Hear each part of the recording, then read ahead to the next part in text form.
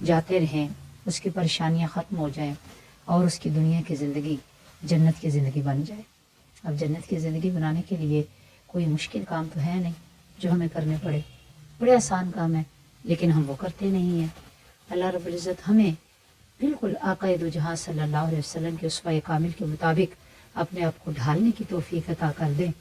اگر یہ عطا ہو جاتی ہے تو میرے پیارے دوستوں، بہن بھائیوں، یہ زندگی بہت پیاری ہے اور آسان ہو جاتی ہے۔ نفرتوں کی جگہ محبتیں اگر ہمیں نصیب ہو جائیں، اگر ہمیں انسانیت کا احساس نصیب ہو جائے، اگر ہمیں ایمان کی وہ رمق مل جائے، وہ دولت مل جائے جو صحابہ کرام رضوان اللہ علیہم اجمعین میں تھی، تو یقین جانیے زندگی کوئی مشکل نہیں ہے اور اس میں پریشانیاں پھر کہاں رہیں گی۔ اب آئیے آج آپ کو ایک ایسی آیت کا وظیفہ بتاتے ہیں جس کے بارے میں بہت سے لوگ، کوئی کچھ کہتا ہے، کوئی کچھ کہتا ہے کہ نہیں یہ تو ایسے نہیں پڑھنی چاہیے، یہ تو بہت گرم ہوتی ہے، اس سے تو بجائے فائدے کے نقصان ہوتا ہے، اور اس سے تو بیماری جاتی نہیں ہے، ایسے تو یہ مسئلہ ہے، وہ مسئلہ ہے۔ اب پتہ ہے مسئلہ کیا ہے؟ مسئلہ اصل میں ہمارا شعور کا نہ ہونا ہے۔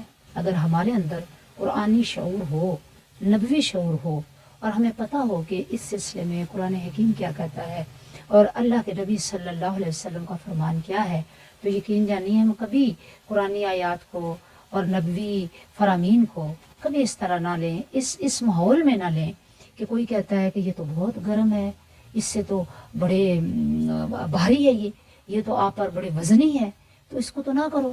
اللہ اکبر، اللہ اکبر۔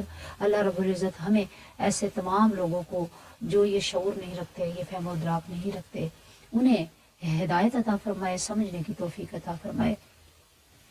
اب اللہ کے نبی صلی اللہ علیہ وسلم نے اپنی زندگی کے اندر یہ سب کیا، کر کے دکھایا۔ یہ نہیں کہ وہی اتری، آپ نے بتا دیا، بات ختم ہو گئی، نہیں۔ جو پیغامات اترے ہیں نا قرآن حکیم کے، وہ اللہ کے نبی صلی اللہ علیہ وسلم نے کر کے دکھائے ہیں، کر کے دکھایا، ان پر عمل کر کے دکھایا ایک پیکر کی صورت میں، اور یہ تو اسوہ کامل ہے۔ ہماری کمزوری کیا ہے کہ ہم سنی سنائی باتوں پہ چل پڑتے ہیں اور انہی پہ یقین کر لیتے ہیں، نہ ہم قرآن پڑھتے ہیں، نہ ترجمہ پڑھتے ہیں، نہ اس کی تفسیر سیکھتے ہیں، نہ ہم احادیث کا علم حاصل کرتے ہیں، تو بس فرضی باتوں پہ چلے جاتے ہیں، اور پھر کیا اس کا نتیجہ کیا آتا ہے؟ پریشانی۔ اس کا نتیجہ کیا؟ ایک دن ایسا آتا ہے کہ انسان ایمان سے خارج ہو جاتا ہے۔ اللہ اکبر۔ اب ایک دن حضرت سعد بن ابی وقاص رضی اللہ تعالیٰ عنہ کہتے ہیں کہ ہم آقا علیہ الصلوۃ والسلام کی مجلس میں موجود تھے، بیٹھے ہوئے تھے، کہ ایک عربی آیا اور اس نے آقا علیہ الصلوۃ والسلام کو اپنے باتوں میں مشغول کر لیا، اور بہت سارا وقت گزر گیا۔ اب آپ صلی اللہ علیہ وسلم وہاں سے اٹھے اور اپنے مقارف چلنے لگے، تو وہ کہتے ہیں کہ میں بھی پیچھے پیچھے ہو لیا۔ اب جب آپ صلی اللہ علیہ وسلم چلے جا رہے ہیں تو میں پیچھے پیچھے ہوں، تو آپ کا گھر قریب آ گیا، تو مجھے گمان گزرا کہ آقا علیہ الصلوۃ والسلام تو اب اندر تشریف لے جائیں گے۔ اب وہ بات جو ہم سوال کر رہے تھے آقا علیہ الصلوۃ والسلام نے، نبی کے آنے کی وجہ سے وہ ہمارا سوال وہیں کا وہیں رہ گیا تھا، اس کا کیا بنے گا؟ وہ کہتے ہیں کہ میں نے نا تیزی سے اپنے پاؤں زمین پر مارنے شروع کر دیے، تو جب زمین پر پاؤں مار کر میں نے چلنا شروع کر دیا اور میری جوتیوں کی آہٹ سن کر آقا دو جہاں صلی اللہ علیہ وسلم نے میری طرف دیکھا اور فرمایا، کون؟ ابو اسحاق؟ میں نے کہا جی یا رسول اللہ، میں ہی ہوں۔ تو آپ صلی اللہ علیہ وسلم نے فرمایا کیا بات ہے؟ میں نے کہا اے اللہ کے نبی صلی اللہ علیہ وسلم، آپ ہم سے ایک دعا کا ذکر کر رہے تھے، آپ گفتگو فرما رہے تھے کہ عرابی آ گیا، اور آپ نے اس عرابی کی بات کو سننے میں ادھر توجہ کر لی، آپ صلی اللہ علیہ وسلم نے وہ دعا جو ہے ابھی نہیں بتائی۔ تو آپ صلی اللہ علیہ وسلم نے فرمایا کہ ابو اسحاق، وہ دعا حضرت ذوالنون کی دعا ہے جس کا ذکر قرآن حکیم میں آتا ہے، یعنی حضرت یونس علیہ السلام نے مچھلی کے پیٹ کے اندر جو دعا کی تھی، اللہ تعالیٰ نے وہ مستجاب فرمائی تھی۔ کیا دعا ہے؟ لا الہ الا انت سبحانک انی کنت من الظالمین۔ تو وہ کہنے لگے یا رسول اللہ، یہ تو ان کے لیے خاص تھی، وہ اللہ کے پیغمبر تھے، نبی تھے، تو کیا ہمارے لیے بھی ہے؟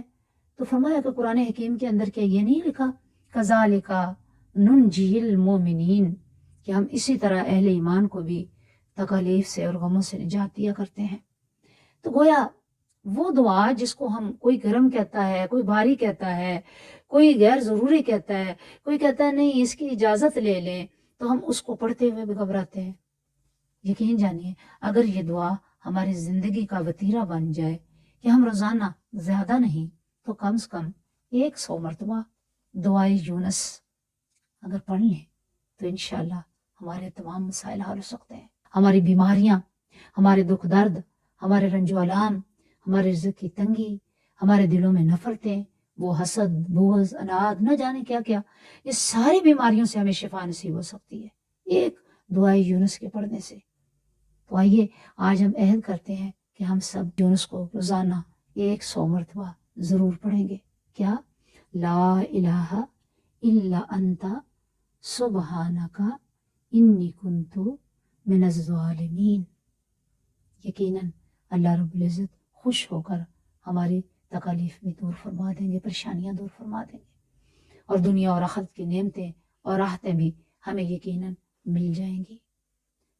دعا میں یاد رکھیے گا، اور چلتے چلتے گزارش کریں کہ ہمارے چینل اسلام ود کوثر کو اگر ابھی تک سبسکرائب نہیں کیا تو کیا ہوا، ایک سبسکرائب کرنا نا، آپ کے تعاون سے ہمارا کام بن جائے گا۔ تو آپ سے گزارش کرتے ہیں کہ فوری طور پہ ہمارے چینل کو سبسکرائب کر لیں، بیل آئیکن کا بٹن دبا کر آپ اس کا حصہ بن جائیں۔